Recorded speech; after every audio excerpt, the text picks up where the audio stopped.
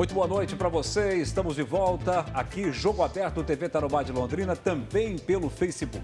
Quero agradecer a todos inicialmente pela audiência espetacular que nós conseguimos atingir na semana passada com o Dr. Marcos Cabreira. Só no Facebook deu mais de 10 mil visualizações, assim na hora, uma coisa impressionante, bateu recordes aí de programas e isso foi muito importante. E hoje nós vamos continuar na mesma tocada, sabe por quê?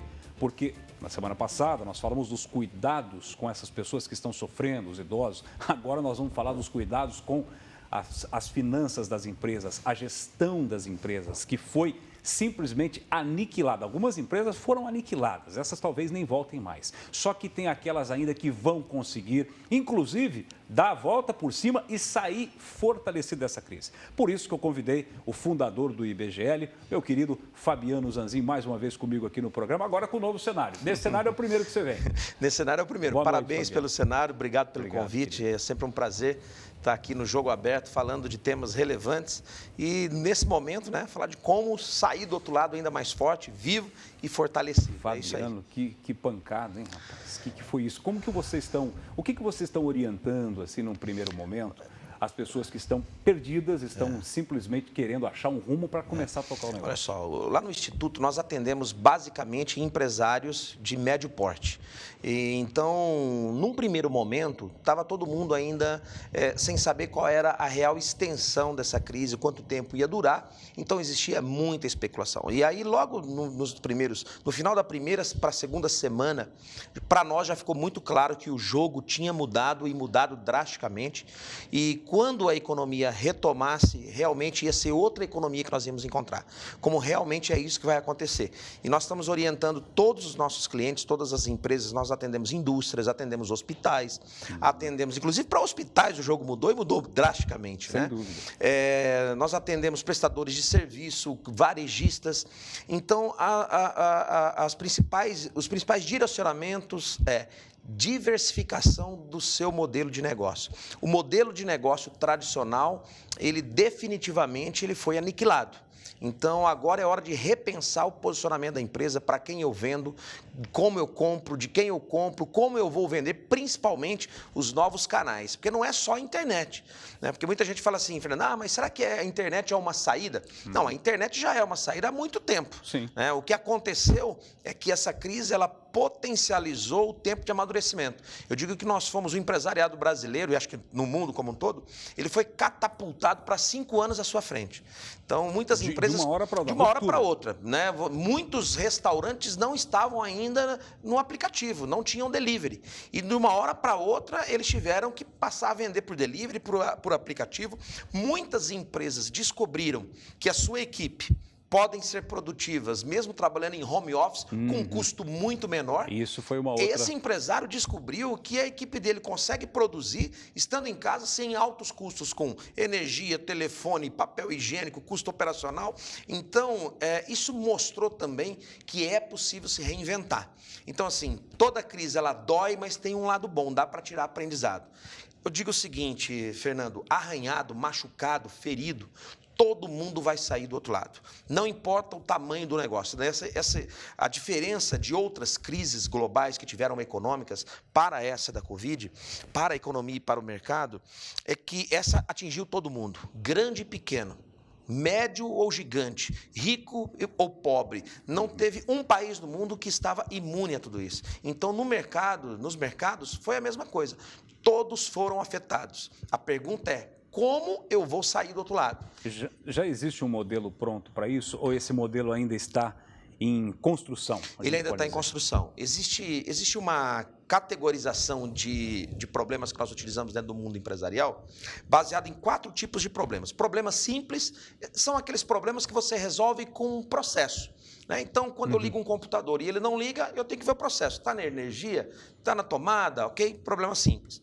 Existem problemas mais complicados, que já a solução depende de especialistas. Então, se eu tenho um problema tributário na minha empresa, se eu não sei vender por internet, eu preciso contratar um especialista para me ajudar a montar todo esse processo. Existe um terceiro problema, que é o problema complexo, que é aquele problema que não tem precedente, eu nunca passei por isso.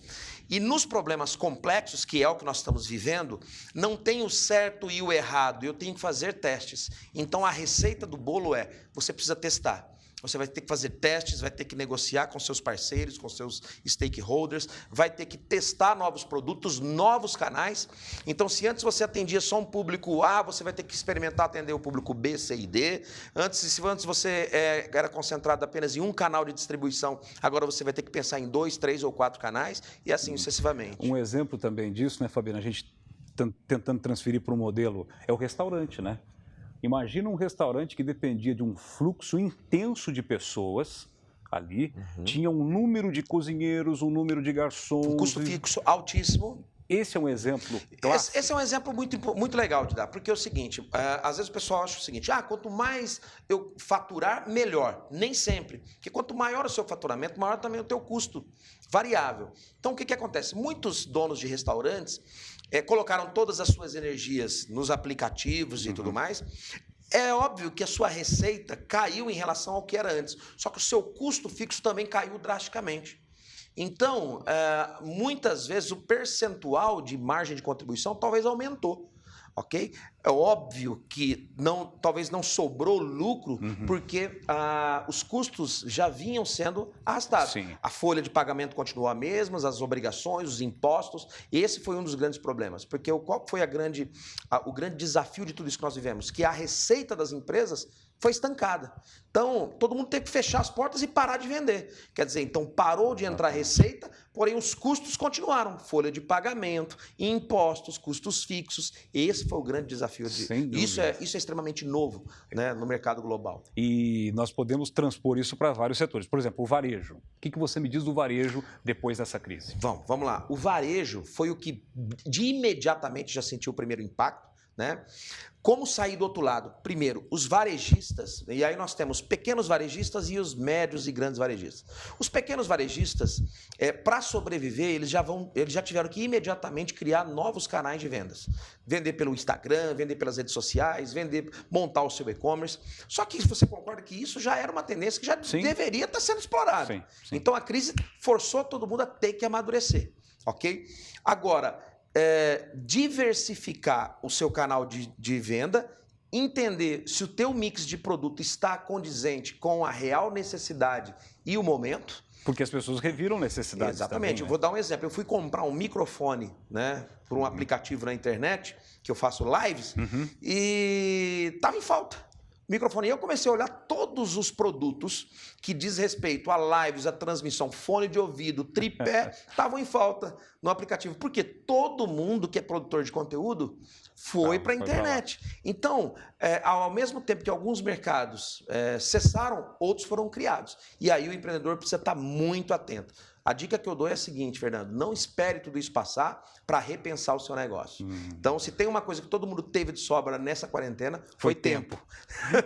E para estudar, né, Fabiano? E principalmente para estudar. Nunca se teve disponível tanto material e conteúdo de graça, todos os dias, né? Você pode escolher live de quem você quer assistir. Isso é verdade. Gente muito boa, entregando conteúdo gratuitamente. É verdade. Então, dá para se reinventar, sim. E essas pessoas estão criando público, criando audiência e também se performando, né? Com certeza, os produtores de conteúdo, não só, ou quem também trabalha com produtos e serviços, podem utilizar, surfar nessa onda aí. Então é assim, de fato e de concreto, é que não existe uma receita pronta. Agora, o correto é dizer, não, o modelo clássico, o modelo que eu vinha seguindo, esse modelo não existe mais. Ele foi abolido. Acabou. Então é muito importante o empreendedor, o empresário entender isso. O modelo clássico acabou. O meu modelo de negócio vai ter que ser repensado, mas repensado rápido.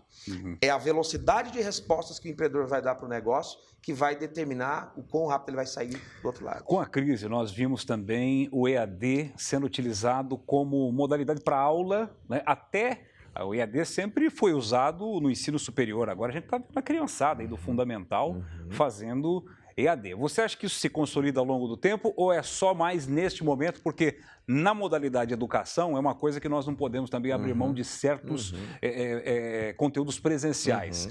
Como é que você vê isso? Esse é um conteúdo, esse é um setor interessante, né? Um colégio, por exemplo.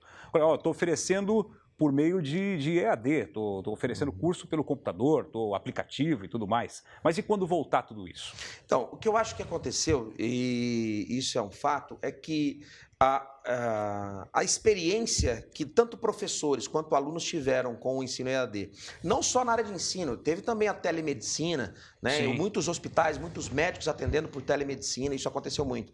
O que essa experiência mostrou para esse usuário, tanto dos dois lados, que a qualidade não foi colocada em xeque, dá para se performar. Então, pela primeira vez na história, muitos empresários fizeram uma reunião com seus executivos por videoconferência.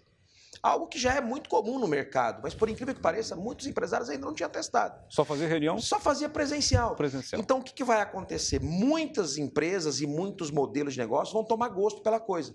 Vão perceber que é possível utilizar a tecnologia a seu favor. Obviamente que algumas atividades não permitem, né, isso constantemente. Alguns cursos precisam ser extremamente práticos. A minha filha, por exemplo, faz gastronomia. Né? Então, você precisa estar ali, né, fazendo, né, sentindo o cheiro da comida. Então, você precisa ali, efetivamente, estar ali vivenciando. Porém, o que eu acredito é que muitas barreiras foram quebradas. E muitas barreiras foram quebradas e o empresário percebendo que eu posso performar com um custo muito menor. Então, isso vai provocar uma reestruturação de departamentos, isso vai provocar uma reestruturação de modelos de negócio, usando a tecnologia a seu favor. E a gestão, Fabiano? A gestão clássica que a gente está acostumado? Morreu. Essa também já era? Morreu. Simplesmente assim. Alguns princípios, não só por conta da Covid, tá? Porque o que acontece? Alguns princípios de gestão e administração eles não podem ser abandonados. Né? Por exemplo, uma gestão financeira. Não tem como você reinventar a roda na gestão financeira. Tem uma forma, só existe uma forma de você fazer isso. É do jeito certo, do jeito correto, ok? O que acontece é que a velocidade com que as tomadas de decisões precisam ser feitas, Fernando, ela é muito maior. Então, hoje, eu preciso dar respostas para um mercado que vai mudar toda semana. E isso nós vivenciamos. O mercado mudou, de um dia para o outro mudou completamente. Então, essa capacidade, aqueles modelos de gestão lentos, aqueles modelos de gestão arcaicos, aqueles modelos de gestão patriarcais, esse modelo é um modelo que não consegue mais sobreviver no atual dinamismo do mercado.